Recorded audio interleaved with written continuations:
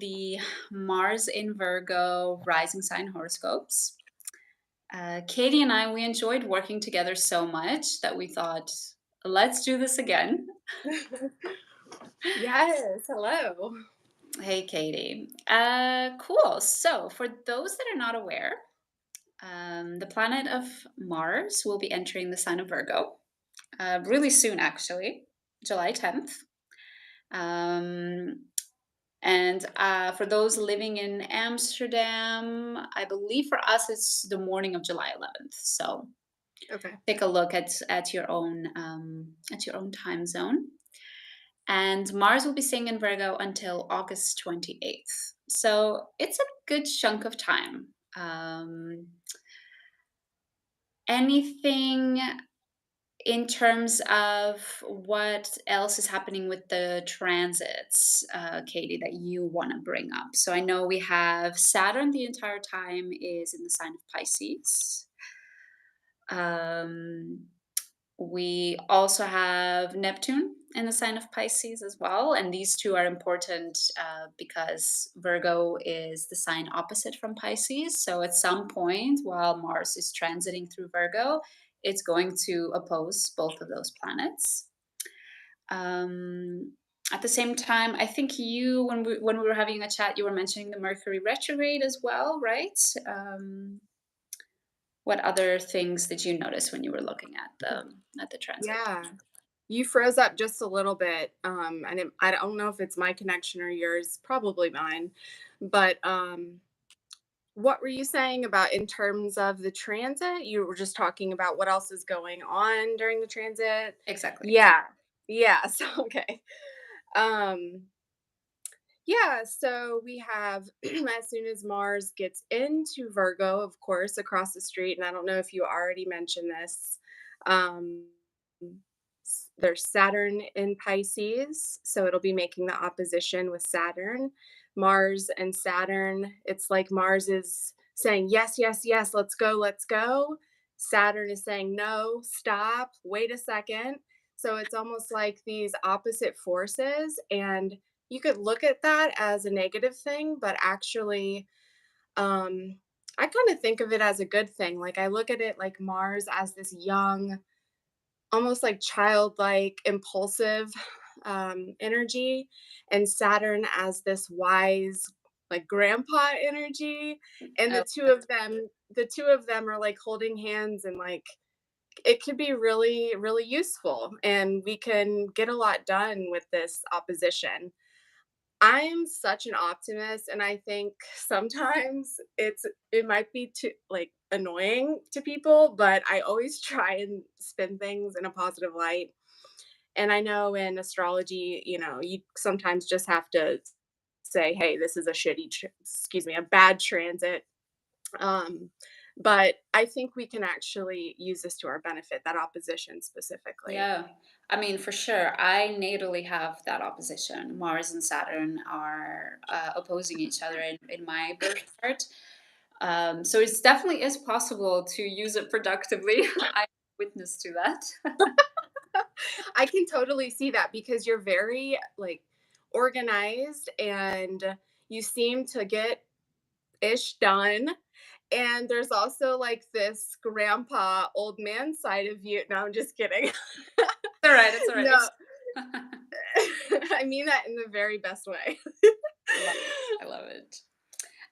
But yeah, and then there's like the Mars moving into Virgo creates this earthy trine in the sky. Yeah. So a trine is when two planets are 120 degrees away from each other from our perspective on Earth.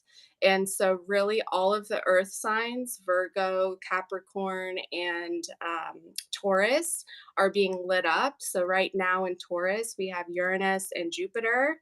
And now in Virgo, we'll be having Mars. And then we have Pluto retrograde just moved back into Capricorn. So it's really creating this like earthy vibe, bringing us to our physical body, material manifestation, reality um, focus.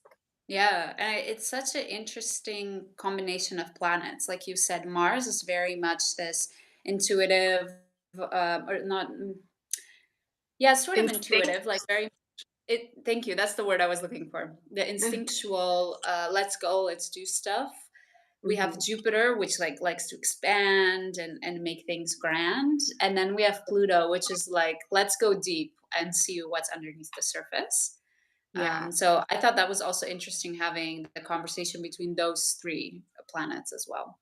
Yeah, for sure. There's a lot going And on. for sure, yeah. During this time, we're also having Venus going retrograde. I believe Venus will be retrograding the entire transit of Mars in Virgo. So all of the themes that we perhaps have seen coming up with Venus and Leo, those will most likely still stay present during the Mars in Virgo transit. Anything specifically you want to say about sort of how those two might relate to each other? Um, I guess really, and it might come up when we go through the,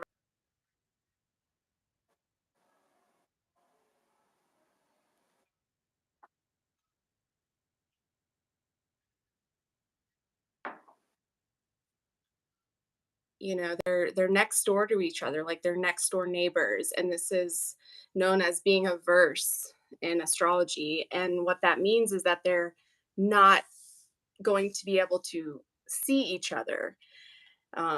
So it's almost like this disconnect between the lovers, um, if you will. And so I don't know. We can look at that symbolically, or we can interpret that in different ways, of course. But that's just something to keep in mind. Yeah. No, I love that. Indeed, that was what you were talking with me about last week, right? About the Yeah. lovers coming together and the lovers coming apart as well. Beautiful. Anything else you want to mention about sort of this Mars and Virgo time? So about a month and a half before we go into the rising signs. Just keep in mind, and again, I don't know if you said this when you cut out earlier, but the Mercury retrograde is happening in the same house or the same sign. Mm. So Mars in Virgo is going to be sharing that space with Mercury retrograde. And then towards the end of the Mars in Virgo transit, Mars is going to be opposing Neptune. And then, so it will oppose Neptune in Pisces, and then it will form a almost like perfect trine to that Pluto in Capricorn. So it's kind of creating like this dreamy, like making our dreams manifest, um, vibe come up. Like, we can dream about it all we want, but with this Mars energy, this dynamic force of like, okay, well, what are we dreaming about? And then with the Pluto force in this earthy sign, almost making it real. I don't know. That's just kind of how I look at it. So be Yeah. thinking about what you want to happen. And Mars is all about that action energy and creating. So it's a good time to be thinking about your dreams and getting ready and prepared to get to start some good work. Yeah. No, I love that. I also even think of having Pluto in that conversation together with Mars is like finally taking the action to look at some of that subconscious stuff that's holding us back from reaching our dreams. Yeah. Um, Yeah. so I think having all of that together could definitely be really beautiful if we choose to sort of use the transit in that way, of course. Yes, or it could be really, really scary and we could choose to hide from it. Exactly. Yeah. So that's one thing I think. I think all of the sort of the audience that follows both of us probably doesn't fall in that category. But as always, we choose how to express and how we show up. We may feel like certain tendencies or certain energies according to what's happening in the sky right now. But I think both you and I agree that at the end of the day, we have free will. Yeah. Awesome. All right, shall we get into the rising signs? Yeah, So let's first do one it. to is we're going to start with Aries, and we'll specifically focus on what this yeah, month and a half, what this Mars in Virgo energy could mean for you, how it could show up in your life. And if you're watching this after the live, I'll leave all the timestamps as well. So you can also just skip to your own part because I believe most people are just here for themselves. Awesome. Go for Okay, it. so I'll start with Aries if you want. Yeah, for sure. Okay, cool. So if you're an Aries rising, this Mars in Virgo transit is taking place in your sixth house. And this is now remember, Mars is currently, as we're recording this, Mars is in currently in your fifth house of Leo. And so Mars is coming from this place of joy and creativity, creative spirit, and it's leaving this place and entering what's traditionally known as this place of bad fortune. And really only the reason I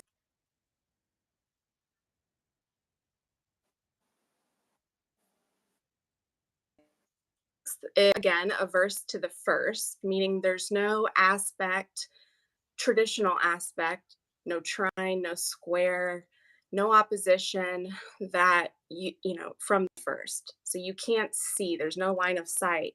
So it's instantly a bad house, right?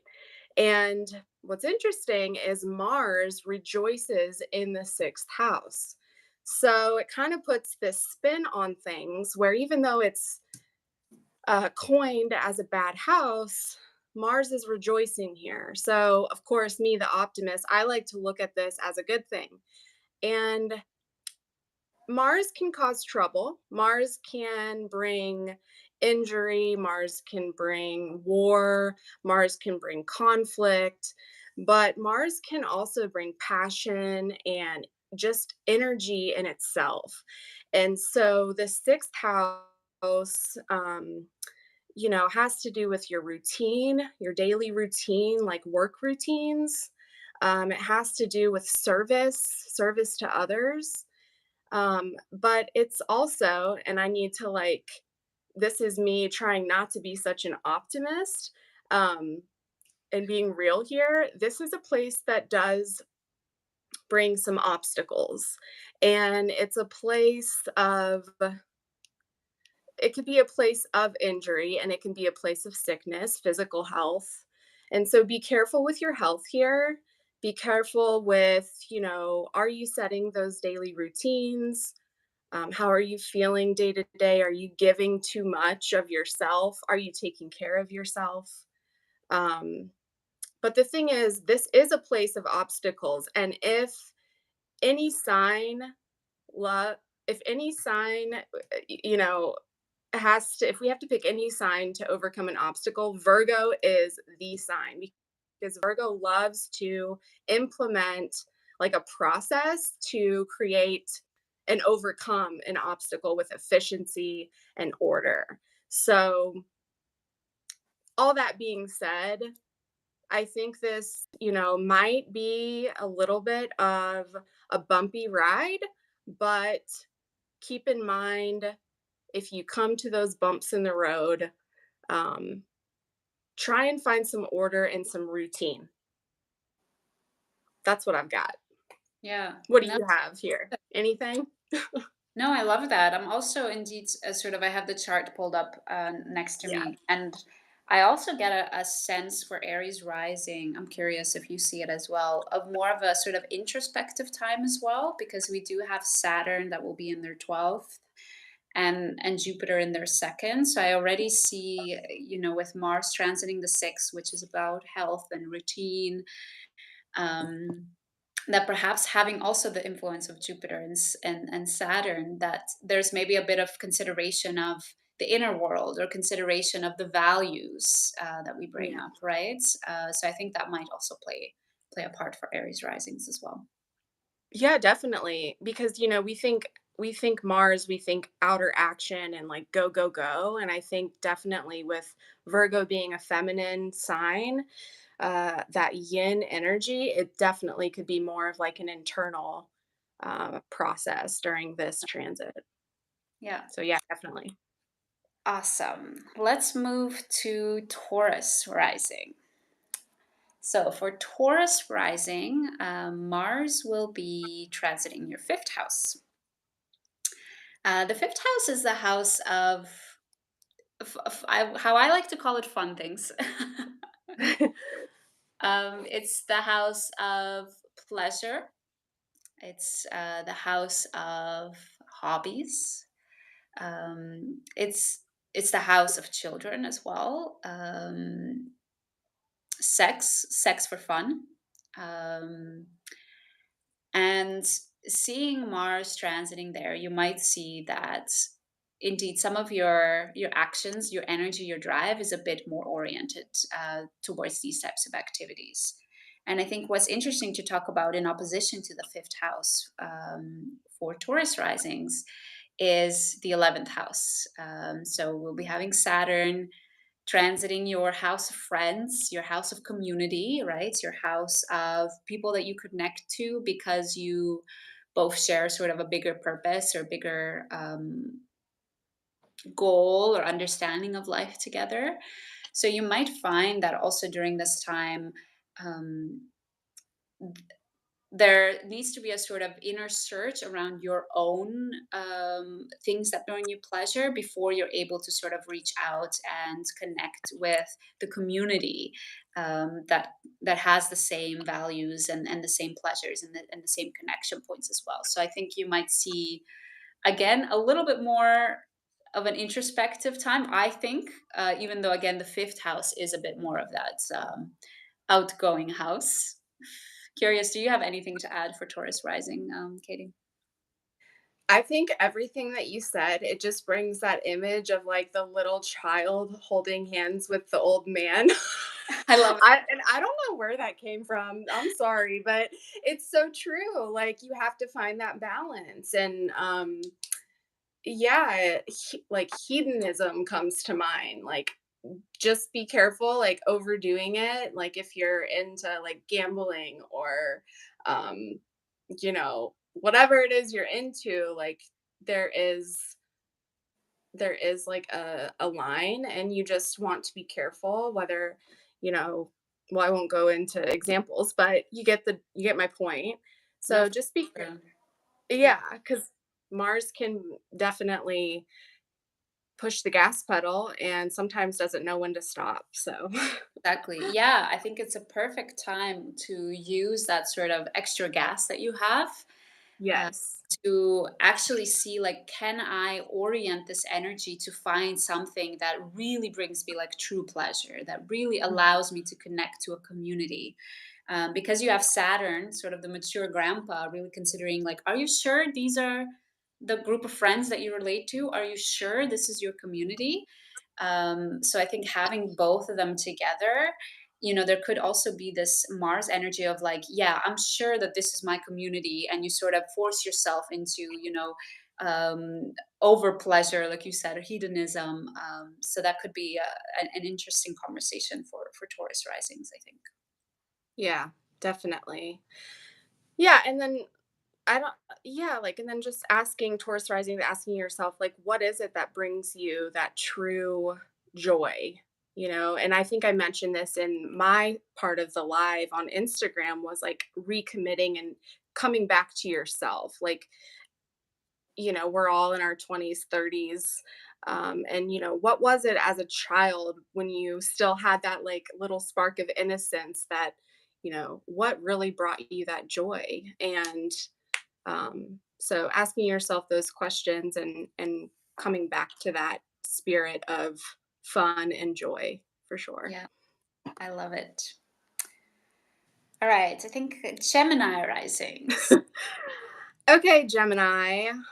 This puts Mars in Virgo in your fourth house.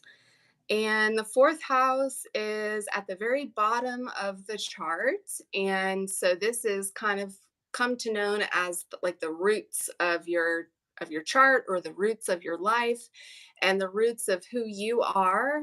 Of course, well, where did you come from? Where were you planted from? This where did your seed come from? The seed came from your father, right? And so this fourth house is known as the place of your parents, but even more so the place of the father, so like the paternal ancestry line. It also has to do with ancestors in general, um, ancestral land, property, like inheritances, and um, inheritance could be, things that were left from your family, like land, home.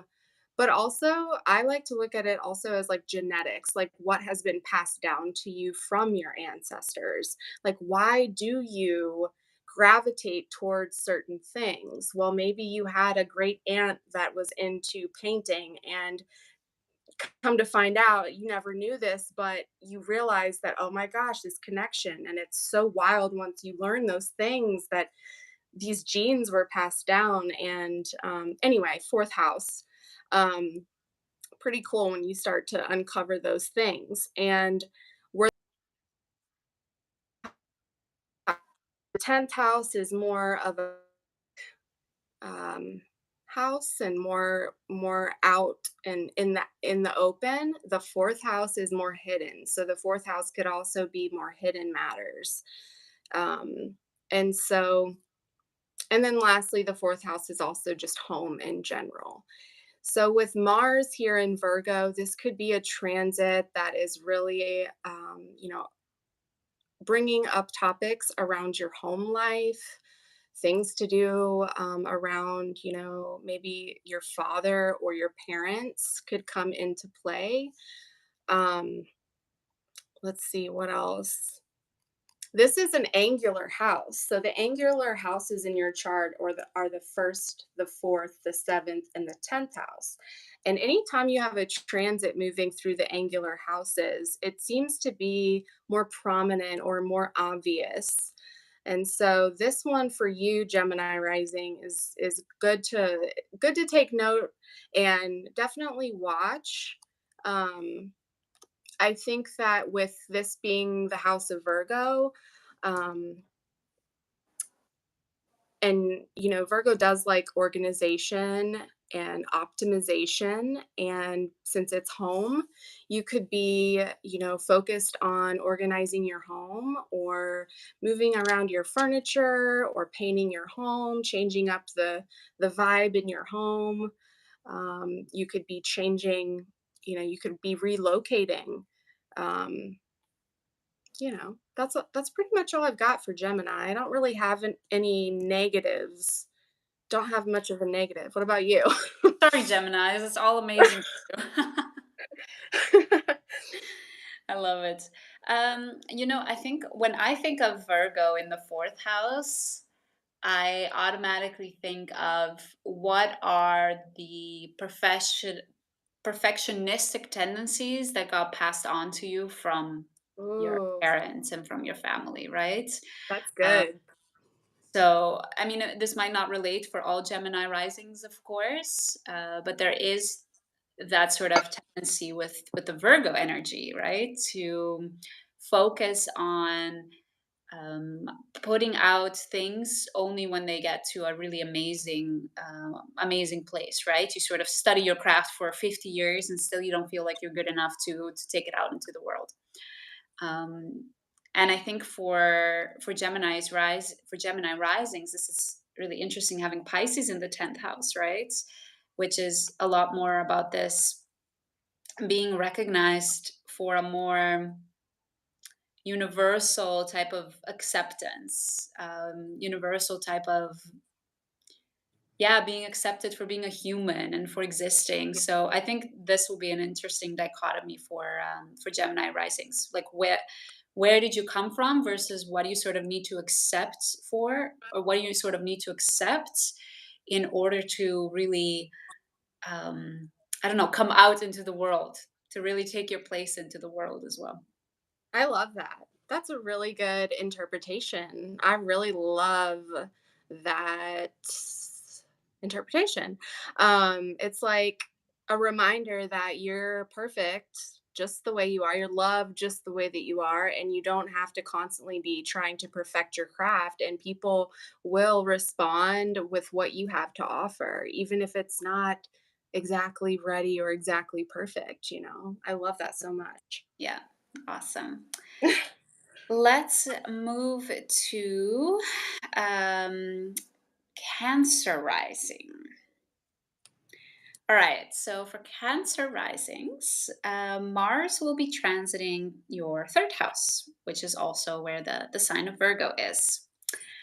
Um, the third house is a really interesting house because it's the house of perception. A lot of times that means talking, sharing, teaching.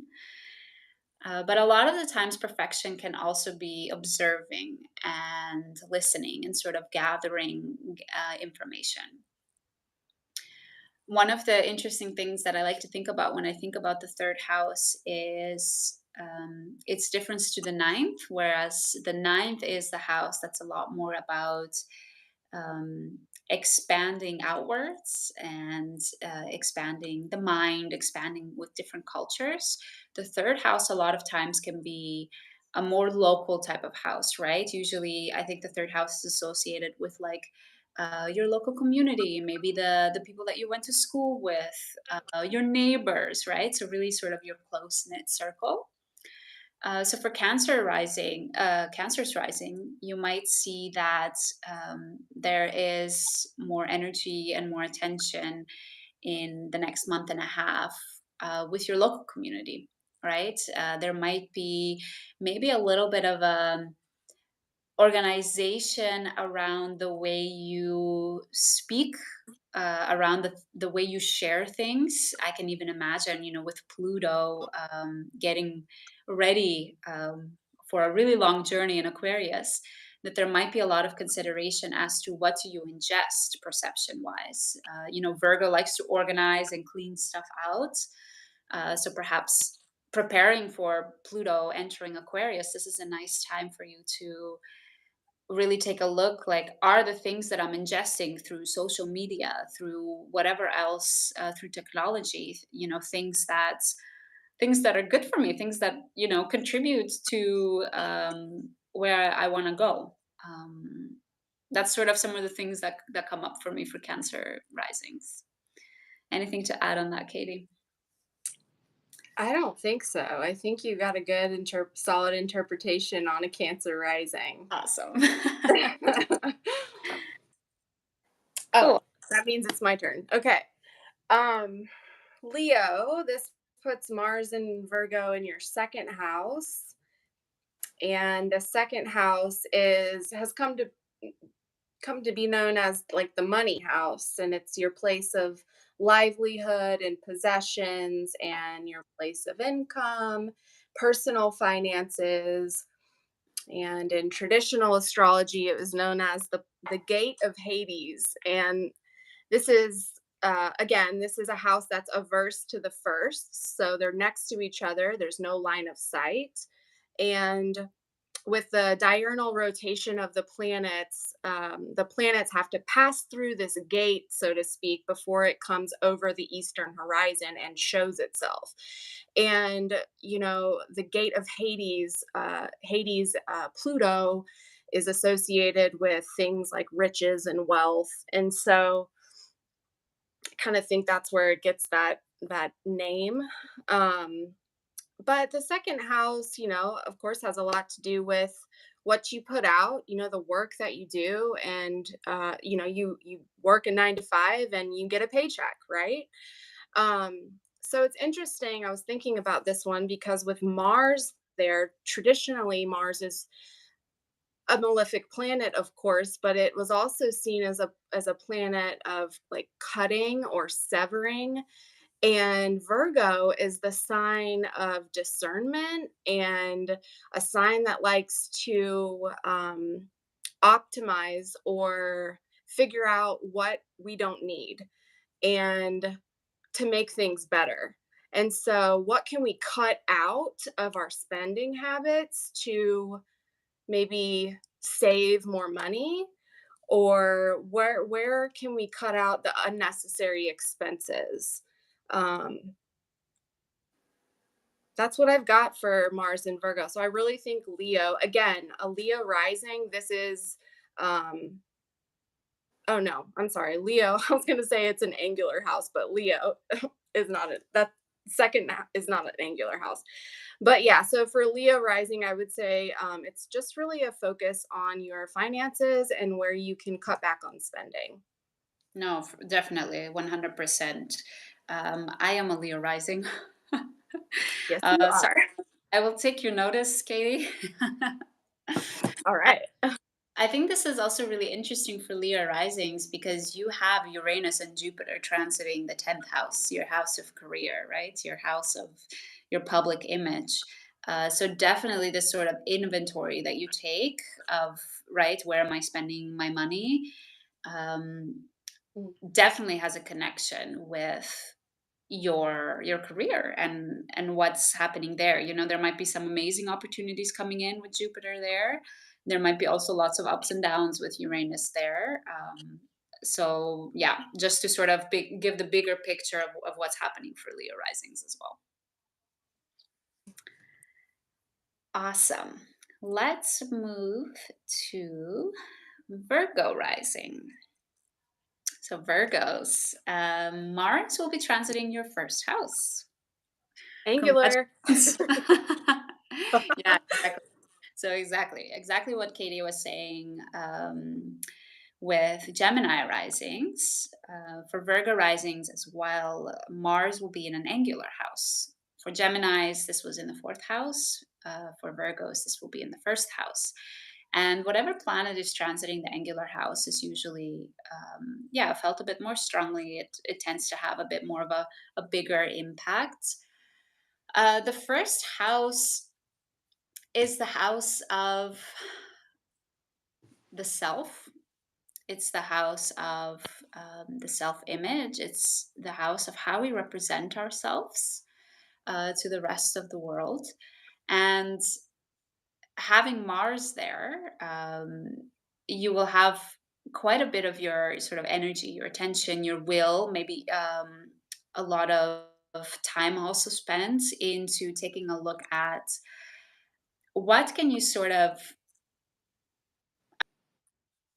doesn't fit who you are anymore. You know, Yeah. Mars has done like a full cycle through your birth chart, and it's now sort of starting a fresh new cycle again from the beginning.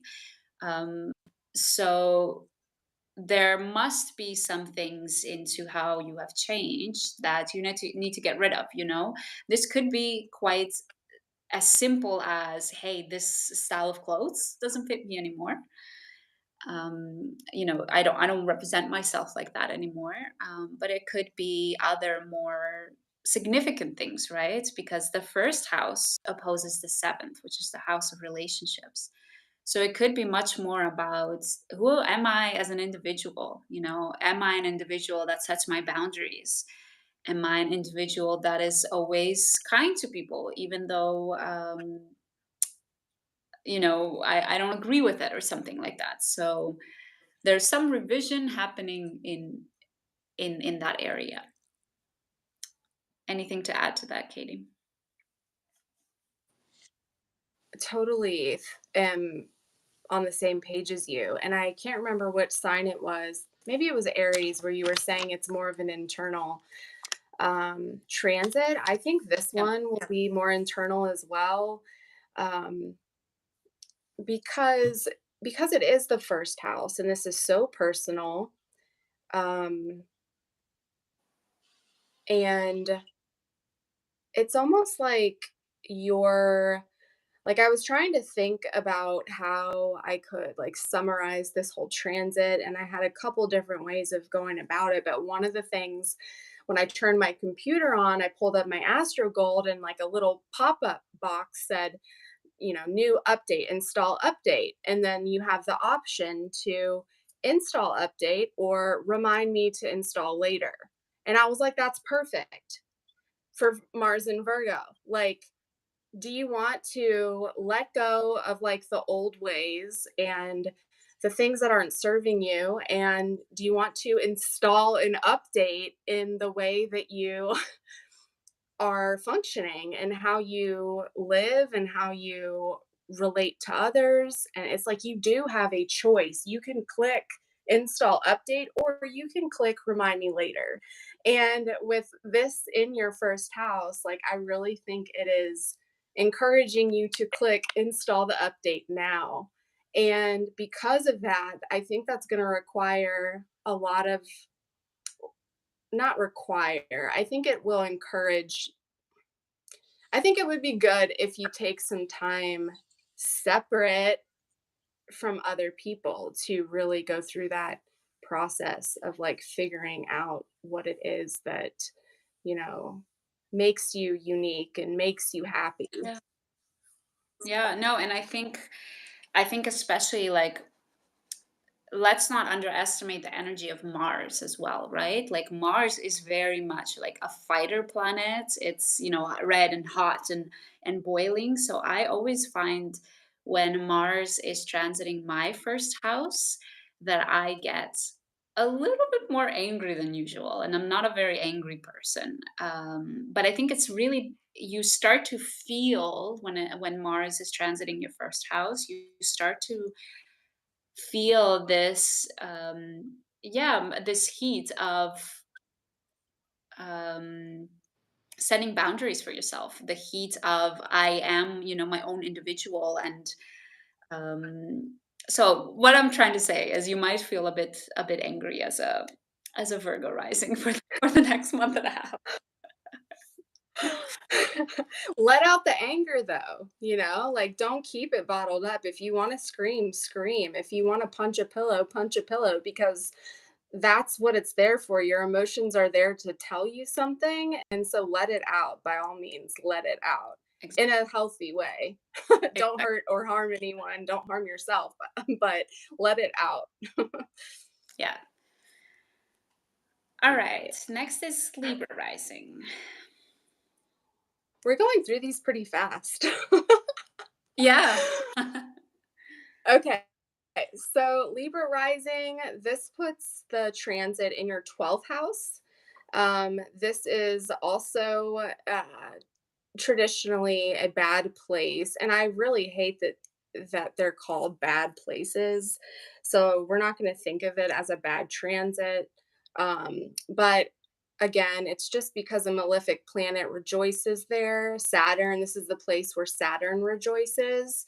And Saturn is, responsibility. It's a place of resistance, or excuse me, it's a planet of resistance. It's a planet of boundaries, but it's also a planet of like life lessons, right? And in life, we know that there's good and we know that there's bad. We know that there's ebb and flow. There's comedy. There's tragedy, and all the things in between. And the 12th house is just unfortunately one of those places where we can find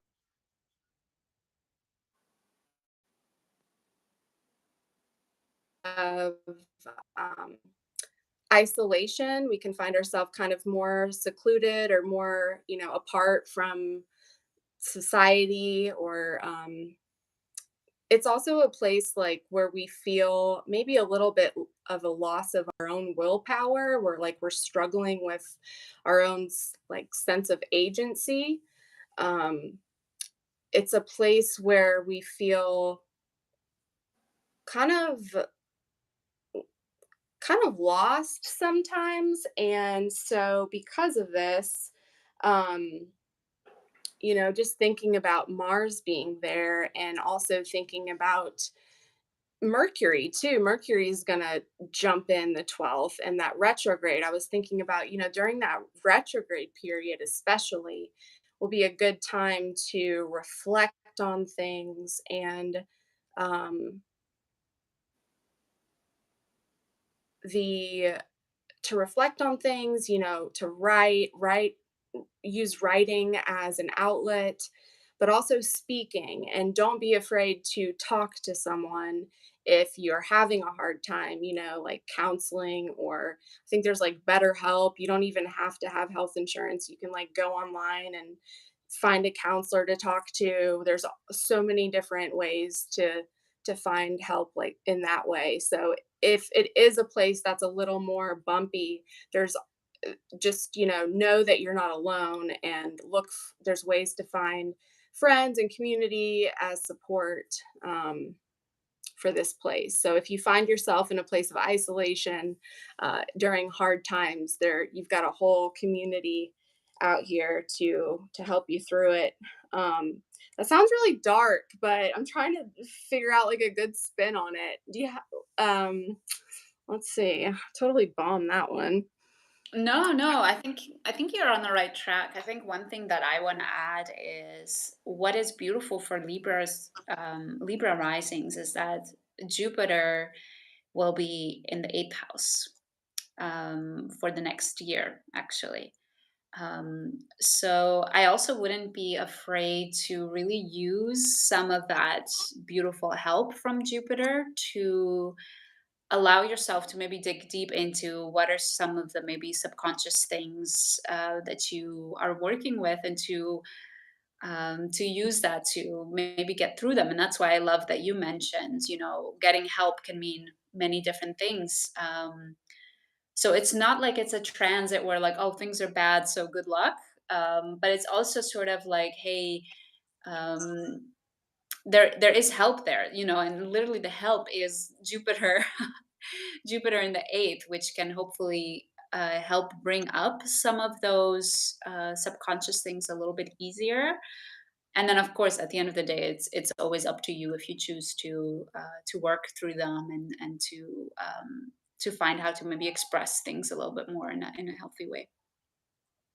Yeah, absolutely. And then also your rising sign, Libra is ruled by Venus. And I forgot, Venus, believe, since Venus is in Leo, doesn't that make Venus in the 11th? Exactly. Yep. Do you have it?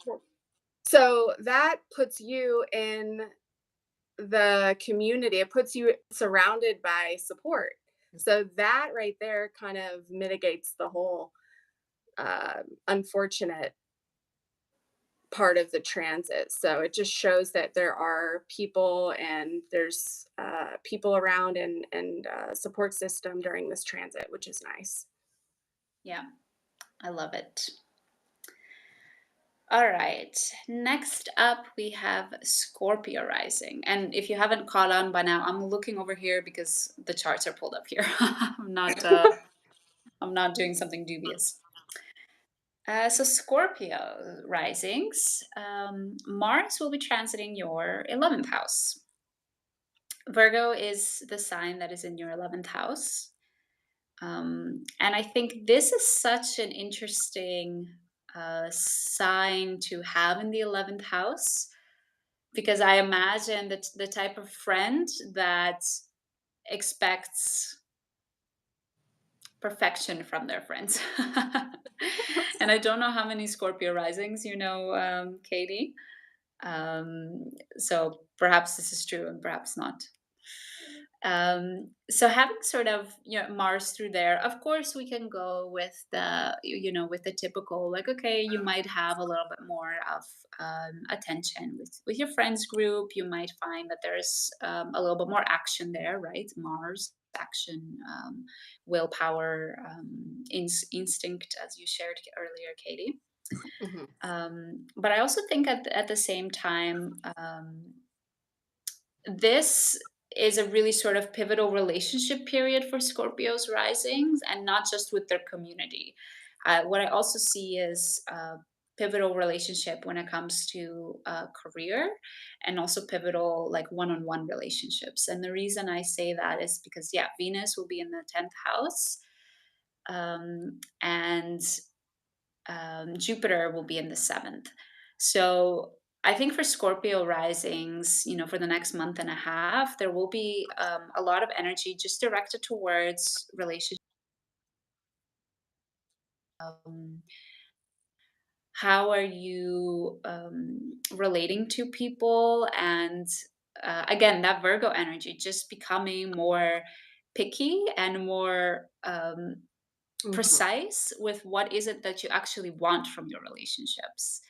And I think having a Scorpio rising, one of the beautiful ways that this energy can express itself is that you are really aware that we're all going to die. And but this can be a really wonderful thing because like I am not going to keep that friend around because I could die in the next hour. Like screw that. I want to go on the beach and have an amazing time in my last hour on earth. Uh, so Oh I my think god, I love that. Scorpios, like Scorpio risings, I would really just encourage to dig into that sense that you have of your own mortality at this time, to really analyze not just your community, but also career relationships and also like one on one partnerships as well. Anything to add on that crazy interpretation, Katie? Yeah. No, I love that so much, and I do know a Scorpio. I know a couple Scorpio risings, and one in particular. This really is very fitting with her, and yeah, I think it's a good time for Scorpio risings to take stock of and the the things that they're spending.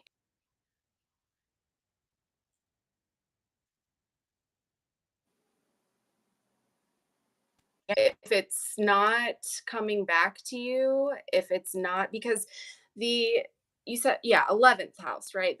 This is taking place in the 11th house, and this is a place of like beneficiaries where people should be the people that you're interacting with, the communities that you're interacting with should be very supportive, and you should be aligned with these people so that you're both, you know, moving forward or moving towards the same thing. And it should be raising you higher, lifting you up. And if you're not, then, cut them out and, you know, bye. You don't have time for that. You could, like you said, you could die tomorrow. Exactly. So no longer do you need to waste time and energy and effort on people who aren't giving it back to you. And yeah, that makes a lot of sense, especially for the one Scorpio rising that I know. So you're very spot on with that one. Love it. Love it. Yes. Okay, so Sagittarius rising, this puts the transit in your 10th house. The 10th house is, remember that the fourth house is like the bottom, the roots of the chart, and this is the opposite of the fourth. So it's a very public place. It's like the outer world. It's how you show up in the outer world. It's a place of praxis. So it's the action that you take here in this life. And it's really associated, or it's come to be associated with like your career and what you do. It doesn't always have to be career, but we spend a lot, most of us spend a large portion of our lives in work or career. And so, it is more public. It's what people see us doing. And so it's also our reputation. Um, and so I don't know. This one I kind of struck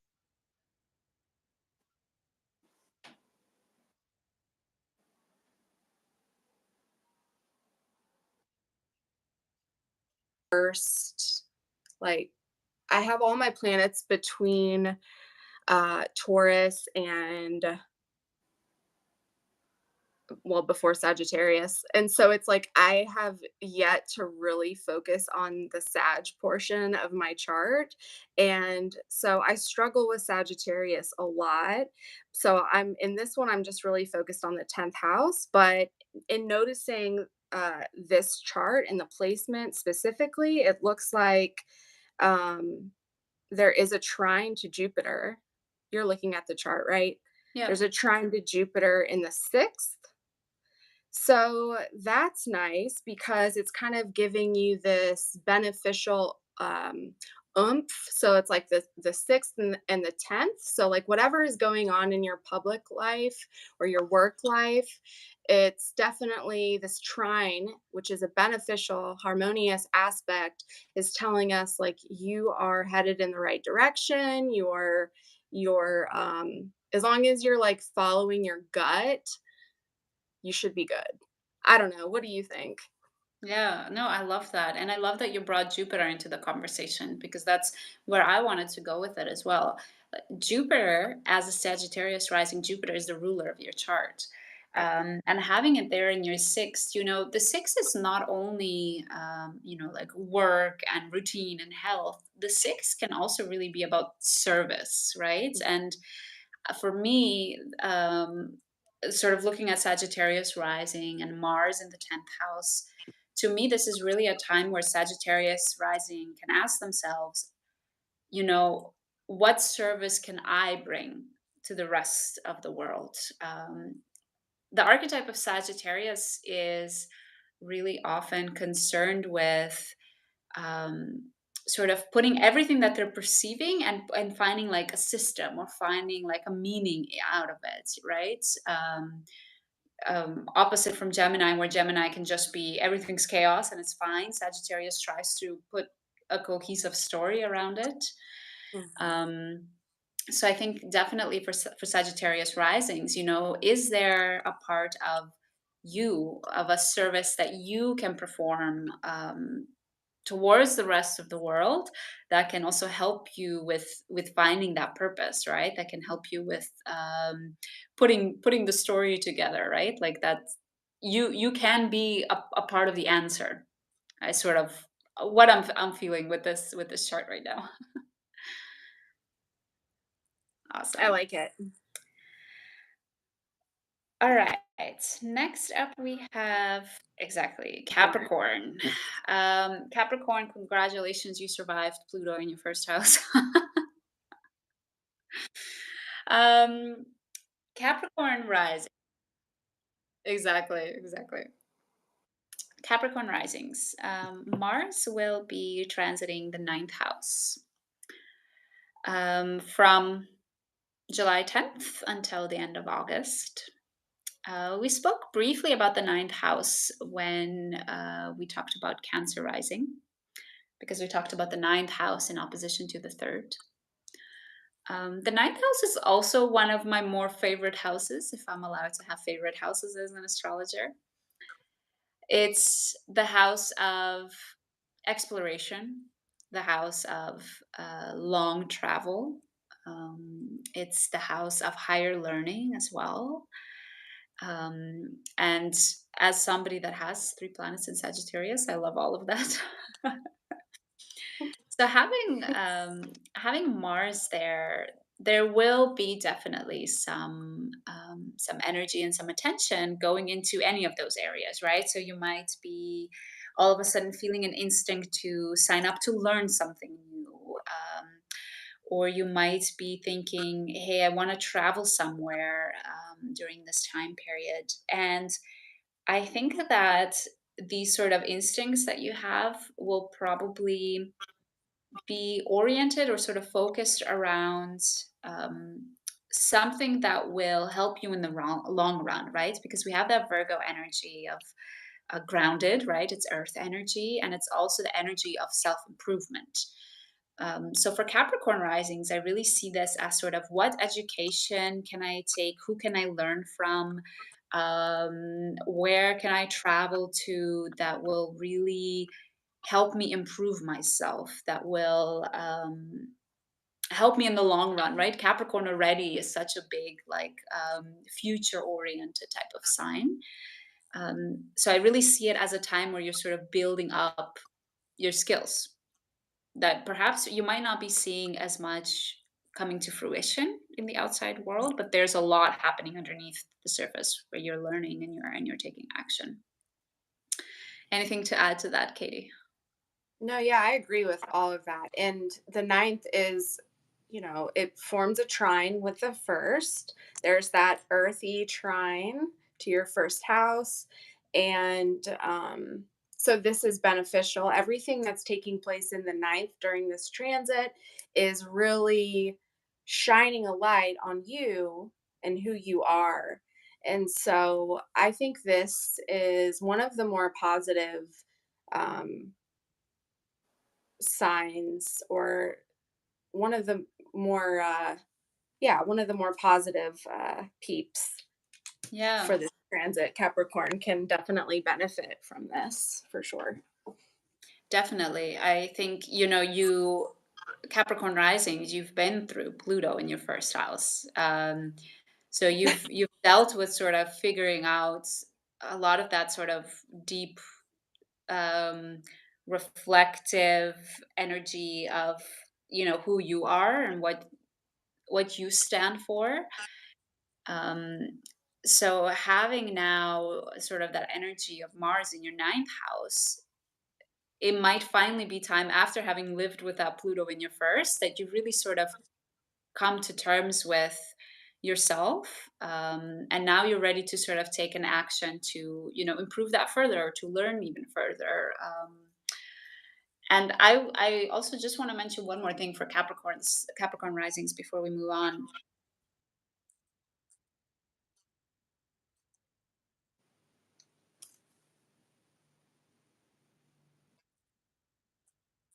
This can often be focused on practicality.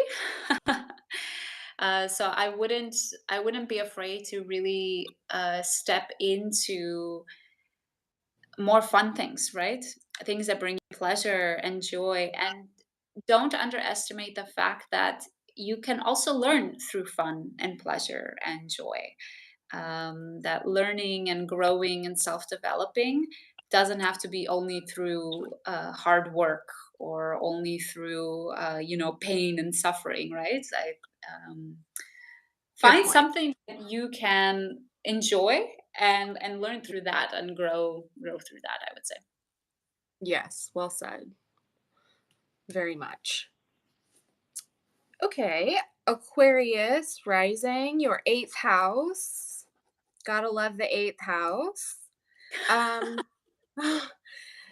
eighth house can be weird and strange to understand, but um, the eighth house to me is a place, well, for one, it's opposite the second house. And if the second house is personal finance and personal livelihood and possessions, then the eighth house is a place of others' livelihood or others' possessions. Um, but it really, the eighth house to me is our social contracts with other people. And I feel like if we're looking at the seventh house, which can boil down to relationship with another person, after the seventh comes the eighth. So it's like who we decide to have that relationship with in the seventh, and then we move to the eighth. It's like the social contract we have between that person. And so, for example, if we get married, the marriage is in the seventh, and then from the from that, in the eighth, there's our social contract there, right? So that there, we might um that might bring up our spouse's money or our spouse's income, or if we have children with another person, that there is, the social contract that is represented by that decision with the other person, right? um it could also be a place of like agreement, written contracts. So like places like where taxes are, um any form of like money or subsidiary or anything like that from the government. But really I just want to focus right now on the contract with another person. And so, because bringing it back to the lovers in the sky, and because they are averse, so in Aquarius rising in your chart, Venus will be still in your seventh house, which is pretty nice. So maybe this will bring like a boost of romance and harmony to your relationships. But with Mars in the eighth, again, I'm going to put an optimistic spin on it. I'm just going to look at it as like an energizing force to the eighth house. And sex is also in the eighth house because topics that are more taboo can fall under the eighth house. And so because your eighth house is ruled by Mercury, Virgo, I would say that when it comes to sex, I would say that, getting to that point, you might want to try going through the brain.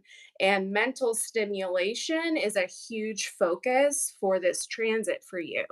You know, there's so many ways to turn on another person or to get turned on. And I think conversation and mental stimulation is a huge one. And so if that's not happening for you, or if you know, haven't had that in a while, or if you and your partner struggle with that, you know, there's ways to like bring that back up and like reignite that flame. Um, you know, they have like card games, or they have like, you can go online and like find a list of like questions you can ask each other, or they have like romantic dice that you could like roll and like just get like conversation going. I don't know, just thinking about different ways, but there's so many other ways. But anyway, really what comes to mind for me is just like mental stimulation to get to a point of intimacy.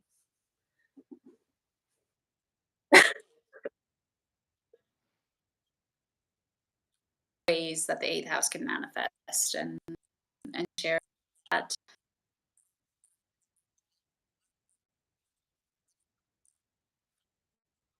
house axis. I think about the axis of self-sufficiency versus the axis of being dependent on another.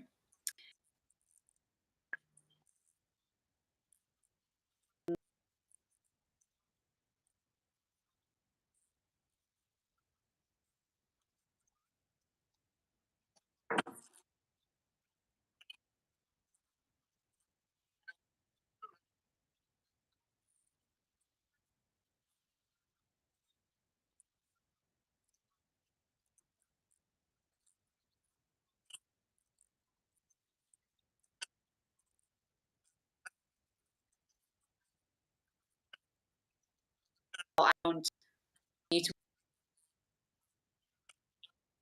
being very perfectionistic about who they choose to bond with. So I think, sort of in a more broad sense, those also various risings, about really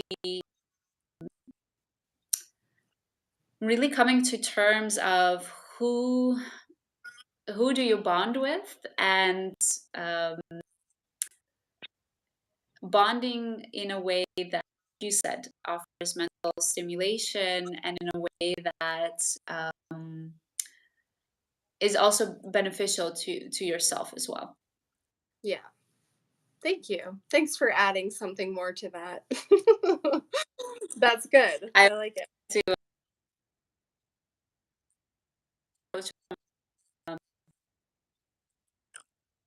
Yeah. Do you know any Aquarius risings?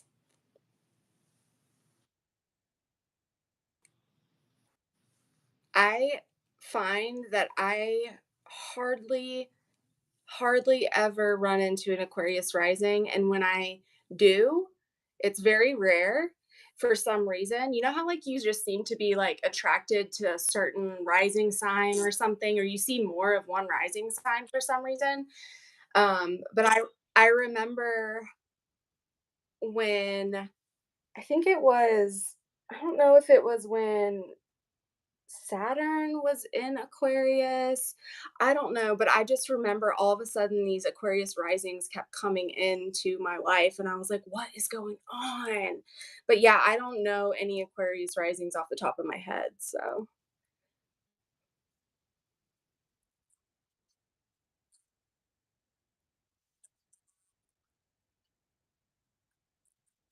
sing.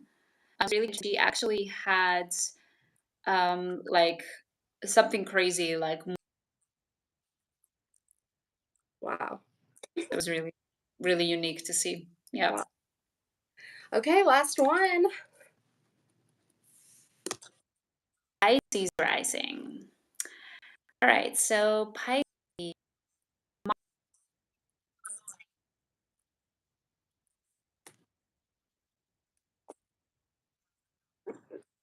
by the sign of Virgo, and it's ruled by Mercury, as Katie was just saying.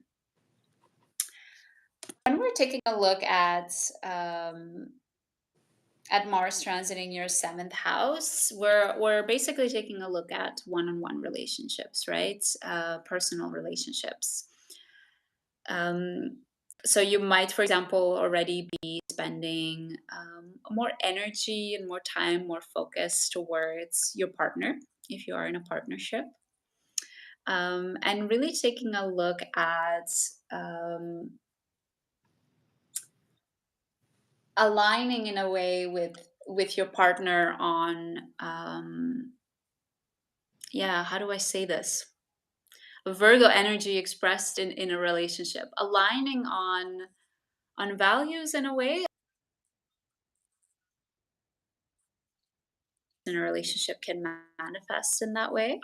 Can you think of, yeah, I'm struggling a bit with like a Yeah. Virgo attitude towards relationship because I can think of sort of the negative things, like that you ask for a lot of perfection from your partner. Um, It's that hard. I mean, perhaps like, you can look at it in so many different ways. I think that with Mars in the seventh, I think that maybe there's the chance that you could find some more separation in your relationship. Um,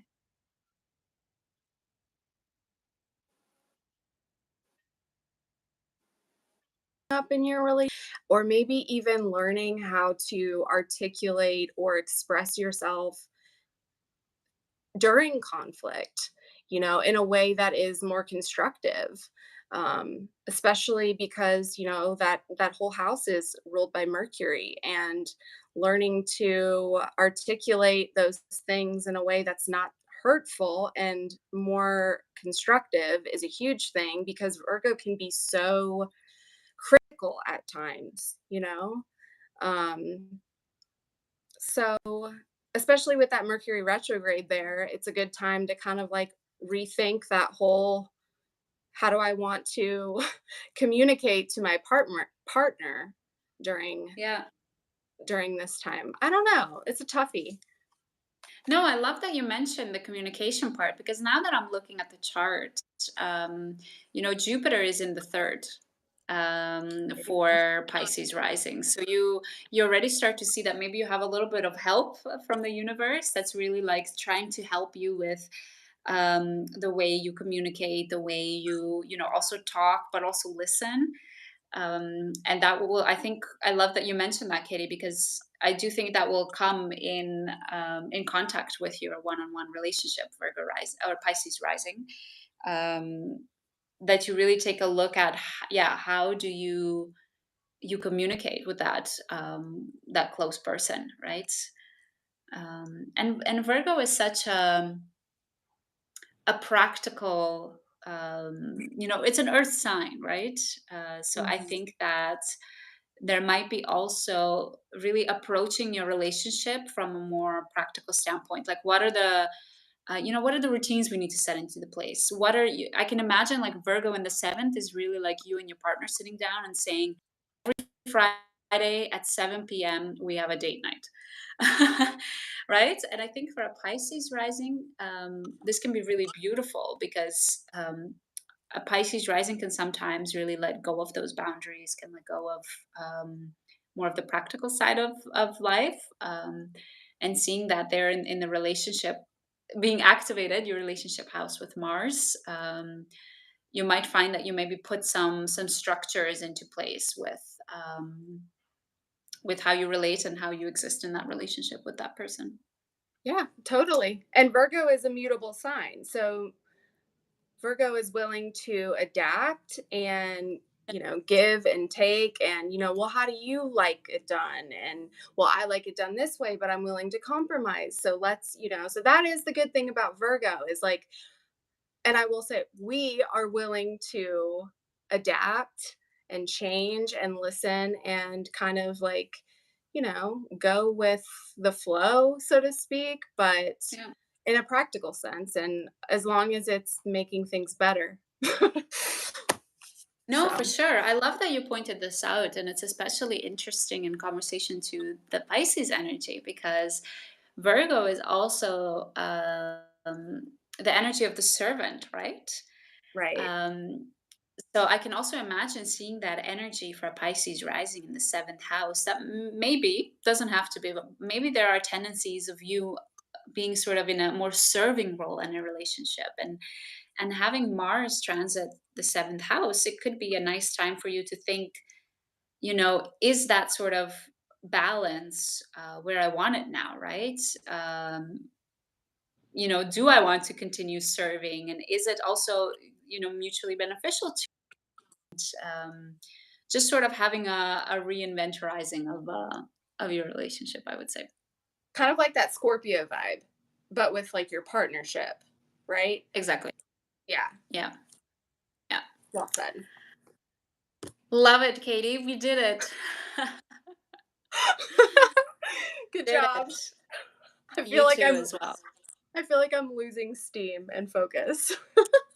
No, I get that. It's not a small amount, 12 rising signs. It's not nothing.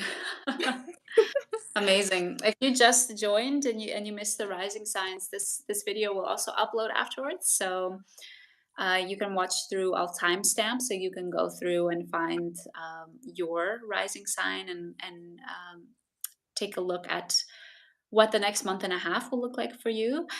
And Katie and I wanted to close off with something that I think is kind of fun. This was Katie's idea, so thank you, Katie, for sharing that as well. Um, we will come back together at the end of the transit, so end of August, to reflect on Mars and Virgo. So, Katie and I will, of course, bring our own experiences to the table. But we also wanted to ask all of you, whether you're watching now or watching later when it's uploaded, to also really take notice of what's happening for you in the next month and a half, specifically in these areas that we just talked about for your rising sign. And to join us at the end of August, to join us to share your experiences, to share how you experienced Mars in Virgo specifically. And Katie, I think you do something called time traveling, which I think could be nice to share to those watching right now. Sort of why is it beneficial to actually take notice of what's happening with certain transits? Why should we even do that? Well, it's just helpful for me to do that because I always want to know what's going to happen. And so, like, for example, for the upcoming Mars and Virgo transit, I'm always curious, like, okay, what is the vibe going to be? And of course, it's always different because the positions of the planets are always in different signs and making different aspects. But I'll take the dates of the Mars and Virgo transits for like the last several years, and I'll just go back in my history of my photo albums or my journals, and I'll just kind of, look and see if there's any patterns or any synchronicities or anything that I'm seeing like showing up during those periods. And to me, it just kind of it's a way to prepare for the transits, and it's so cool because it never fails. I always find something that shows itself in that process. And so it's just a way to kind of connect with the planets on a personal level to your own life. So if you have the time and you have a history of, if you have like 20,000 pictures in your phone like I do, which of course are all dated, and you have the time to go back through the history of the transits, and look through those pictures or look through your journals and see kind of like what was going on in your life, you'll be really fascinated to find that a lot of themes will come up again for you. And it just kind of shows and proves that planets, they move in an orbit, and they're just, everything is a cycle, and we're living in cycles, and it's awesome. And so, like I said, nothing is going to be the exact same, but you can really kind of pick up on the vibe of a little bit of the vibe of what to expect. So, Yeah. And I mean, Mars is going to be in Virgo again at some point. Granted, you're not like, I don't know, 99 or 98 and about to leave us anytime soon. But you will experience another Mars in Virgo transit, probably many of them, because Mars is actually quite fast moving. So it's also really useful, like you say, Katie, not just to sort of look back and know what to expect now, Mhm. but also for like all the Mars in Virgo transits to come. So what I'll do actually is I'll leave some of the past Mars in Virgo dates also in the description box of this video. So indeed, like Katie said, if you have albums of pictures or diaries or whatever journals, then you have also the dates to refer back to. Yeah. Awesome. Anything final you want to share about Mars and Virgo, or about sort of reflecting on Mars and Virgo, Katie, before we close off? Um, no, not really, other than, just take it a day at a time and don't, even after everything that you and I shared on here, everyone's transits are so personal and so different, especially because your own planets are definitely influencing the transit. So,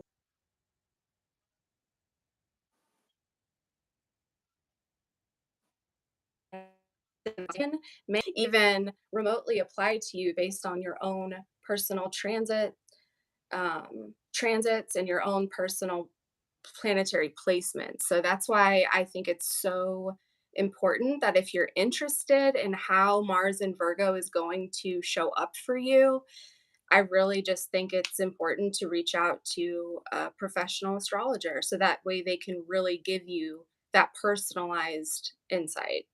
So don't open up a magazine and read your horoscope and be like, "Oh my god, I'm doomed," because that's just not how it works. No, definitely. You know, like we talked about Scorpio rising, this will be a huge relationship focus for you, right? Like depending on, what's happening with your own Mars natally in your birth chart, depending of what other planets you have in your relationship houses, right? Like Mars will be going through Virgo, but is it gonna cross your I don't know, your Jupiter? Travel right on top of your Venus or something. So all of that adds so much nuance and so much, yeah, like you said, Katie's difference and how it can manifest for you personally. So even though it does sound like a commercial, we do we do like it. There's nothing compares to actually having like an astrologer literally sit with you and look at your chart. You know, with the rising horoscopes, we can get quite specific, of course, because we focus on the house placements, but we it's not as specific as looking at your own horoscope. So what I'll do is I'll leave both Katie's booking information as well as mine in the description box as well. So if you want to talk to either of us further about Mars in Virgo, what that means personally for you, you can reach out there. Thank you, Katie. Thank We you. both I look forward. deserve a. Oh, Yes, gold star effort, and we'll reconvene after the transit. I'm looking forward to hearing how your Mars and Virgo goes, especially because for you, this is your Mars return because you have natally, you have Mars and Virgo. So I'm excited to hear about this for you. So we'll talk about it exactly. after the transit for sure. Do Yeah. another No. live. We'll reconvene with everybody and share our experiences. So it will be a nice time for sure. All Thank you, right. Katie. Bye.